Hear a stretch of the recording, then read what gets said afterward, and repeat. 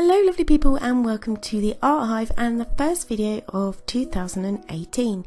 So today I'm going to show you just how I drew this stag in pastels, and I am going to put all the items that I used in the description box below. So the first thing I did was to map out a rough outline using a reference photo that I'd got, and to start with, the reference photo was quite small, but I've been wanting to draw a stag for some time and I haven't used pastels on this channel before, so I thought it would be a good opportunity to combine the two and do this drawing for you today. So originally I was going to split this video into two parts as well. So I was going to do the antlers first in one video and then finish off doing the eyes, face, ears and the rest of the picture in a second video. But I changed my mind because I thought it would make quite a boring video, to be honest, to just have a pair of antlers.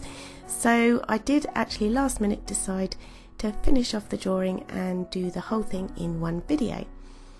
So after I'd mapped out the rough area and the rough outline in pencil, what I did to begin with was to just get a base layer down with a sponge applicator using pan pastels and soft stick pastels. So the good thing about pastels that I like is that you can cover quite a large area quite quickly, and you can layer them really well as well. So as I said, all the things that I've used in the making of this drawing are going to be listed below, but I started off with pan pastels and a sponge applicator just to get down sort of like a base layer to the antlers themselves.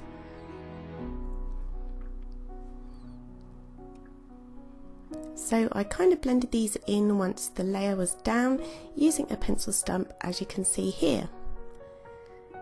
So the main issue I had was, to start with at least, that the reference photo I had was quite small. So I've been wanting to draw this stag for some time and I was struggling to find a reference photo for a stag at least that had all the details that I want. So the things I look for in a reference photo are obviously that it's really nice and clear and that there's good lighting. And I think maybe it's just because deers themselves or stags are quite shy, so maybe getting a really clear close-up photo is quite difficult, at least with a free, royalty-free picture. But anyway, we kind of got around that, and perhaps with a bit of artistic license I managed to pull it off. I'll let you see at the end.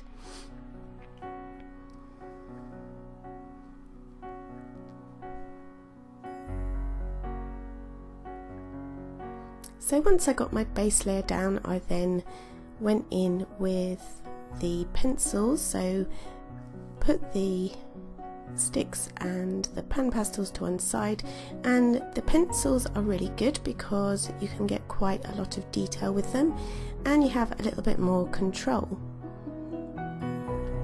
So I've used a couple of different brands of pencils, and the one that you can see mostly is the Faber-Castell Pitt pencils, and I really like these because they are quite a hard pencil. So in contrast to the soft pan pastels and the sticks, you can get quite a nice sharp point on them, which is really good for details.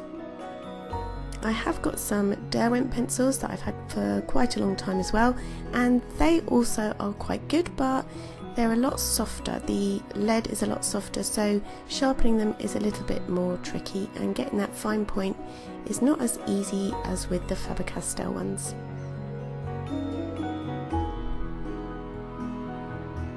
So something else about pastels that can be a bit of a problem is that they are quite messy. So as much as I really like them and you can blend really well and layer really well, they do kind of get in a bit of a mess. So I always find it useful to put a piece of tracing paper underneath my hand to stop any smudging.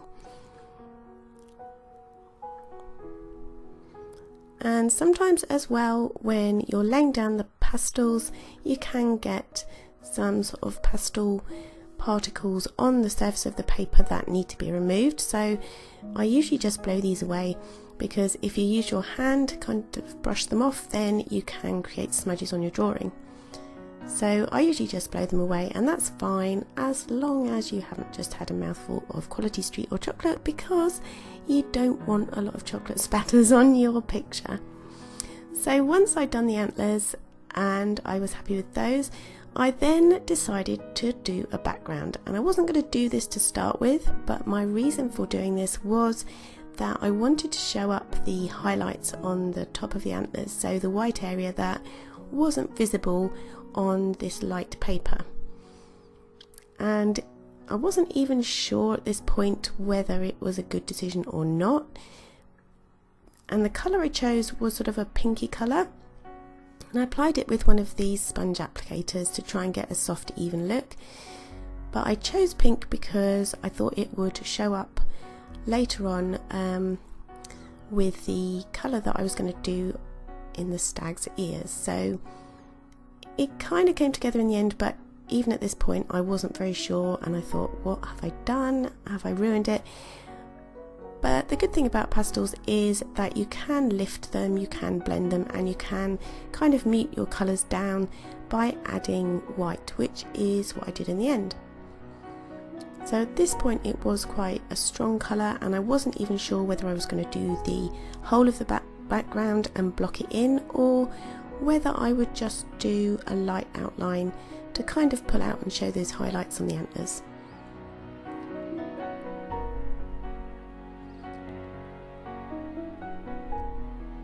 So I think it did help to show the highlights, but as I said, I wasn't really sure at this point whether I'd gone too dark, whether I should have done it at all, and so it was a bit of a moment of uncertainty.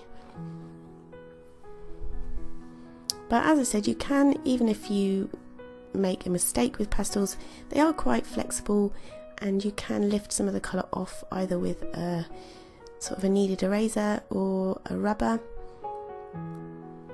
although larger areas might prove a bit tricky.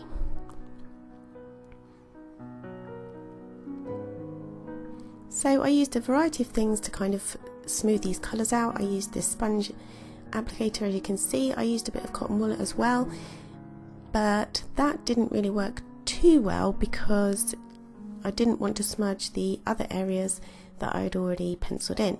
So as you can see here, I'm just going in with a sponge applicator, and I added white pan pastel, which really helped to kind of mute that colour and smooth it out and kind of take the tone down a bit. And to be honest, it was because of this I did actually end up thinking it looked okay, so we were saved. And I brought this down just sort of halfway down the face of the deer. I didn't do the whole background pink, I just kind of left it that I'd got a bit of a suggestion of colour, so it wasn't too in your face. But anyway, once I'd done the antlers, it was time to move on to the best bit, because I really like doing eyes and faces. And the only thing with this face that I thought was a bit of a downside, I suppose, is because the antlers took up so much space, even though this was an A3 piece of paper, the face of the stag was actually still quite small. So I didn't use the pan pastels or the sticks to lay down my first layer with the face. I did just go in pretty much with the pencils, as you can see here.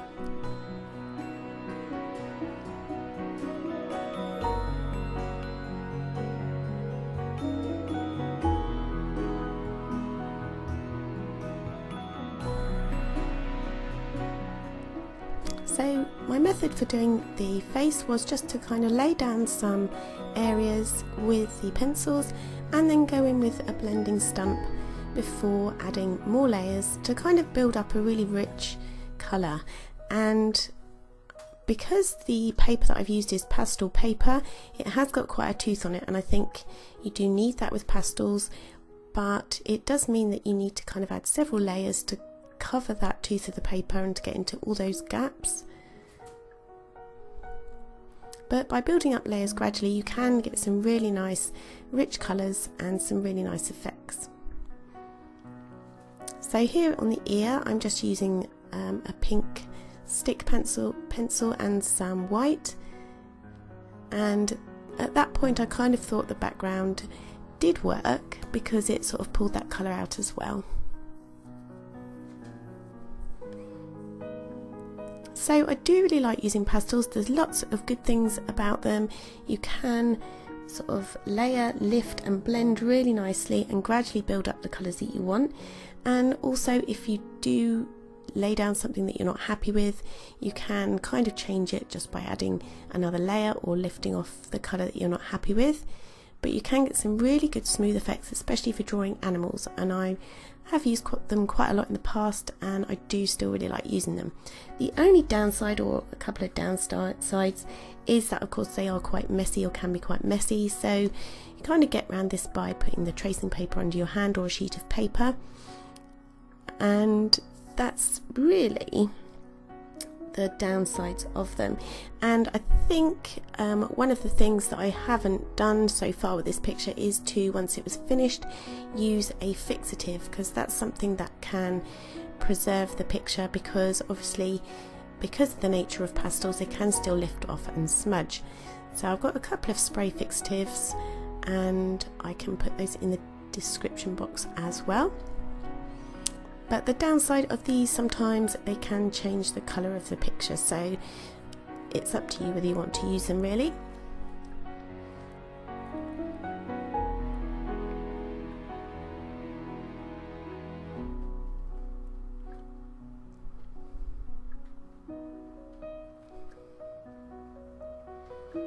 But the other thing that I do like about pastels is that they're really flexible, because as I said I used several different types, so you can get them soft in the pans like the pan pastels, or you can use them in the sticks, and you can cover quite a lot of space quite quickly and build up those colours to create your own different blends, which I really like. So I would suggest, if you wanted to go out and try some of these pastels, then you can just buy a simple pack of the pencils or the sticks. The other thing that I do like about the sticks is that even if you are drawing a detailed section of your picture and you've got quite a chunky pastel stick, you can lay down some on a separate piece of paper and use that paper as almost like a palette, like you would paint.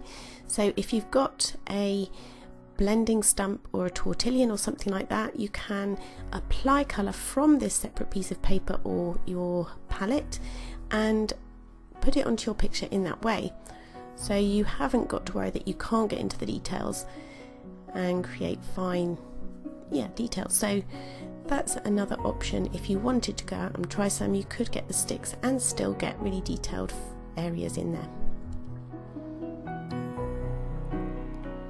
And I did do this for some areas of the face, so using that separate piece of paper as a palette can be really useful and can give you some really nice blends as well.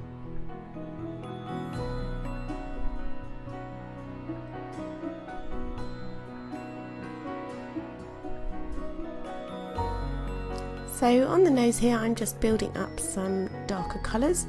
I started off by putting in a grey, and because this is the sort of the darkest area, this and the eyes and the tips of the ears, it's important to look at your reference photo and make sure that you've got your darks as dark as you can, because another sort of thing with pastels is that once you blend them you can lose that sort of colour vibrancy because it does spread the colour out. So that's why it's really good to work in layers, and you can keep adding those layers until you get the desired result.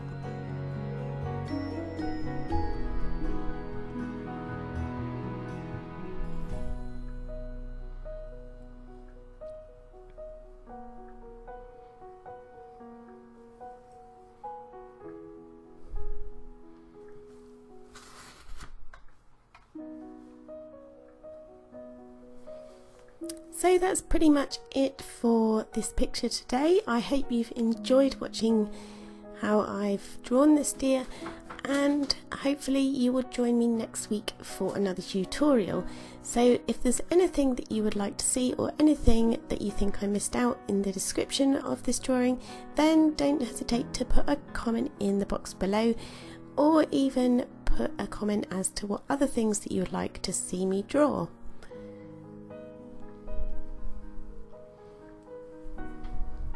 I did also add just at the end some white gel pen, and that was just to pull out some of the highlights in the eyes, the reflection in the eyes and on the nose. And last of all, just adding some, my cup of tea is arrived, just adding some whiskers around with a fine liner. So hopefully you've enjoyed this video, and I will see you again next time. Thanks for watching, guys. Bye.